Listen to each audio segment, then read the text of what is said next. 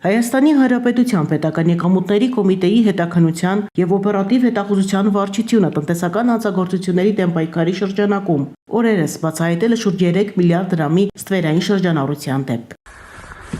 Մասնավորապես, պետք հետաքննության եւ օպերատիվ հետախուզության վարչություն օպերատիվ տվյալներ էին ստացվել, որ Երևան քաղաքում գործող հագուստի, աքսեսուարների արտադրությամբ ու վաճառքով զբաղվող երկու տնտեսվարող թեր հայտարարագրում են իրացման շրջանառությունը, իրացնում են նույնատիպ տնտեսական գործունեություն, գործում են համաձայնեցված եւ ունեն բարեկամական կապ։ Այս տնտեսվարողները արտադրել են նաև զինվորական համազգեստի նմանվող հագուստներ, որոնք ըստ ձեռք բերված նախնական տվյալների վաճառվել են հիմնականում որսորդական խանութներին։ Համակողմանի եւ մեծածավալ օպերատիվ հետախուզական միջոցառումների արդյունքում ստացված տվյալները հաստատվել են։ Օպերատիվ հետախուզական միջոցառումների շրջանակում պարզվել է, որ այս տնտեսվարողները 2020-ից 24 թվականների ընթացքում թաքցրել են շուրջ 3 միլիարդ դրամի իրացման շրջանառություն։ Կատարվել է պատճառված վնասի նախնական հաշվարկ, ըստ որի պետությանը պատճառվել է շուրջ 900 միլիոն դրամի վնաս։ Առանձնապես խոշոր չափերով հարկեր չվճարելու առերևույթ հանցագործության հատկանիշներով պետք հետաքննության եւ օպերատիվ հետախուզության վարչությունը հաղորդում է ներկայացել քննչական կոմիտեի տնտեսական հանցագործությունների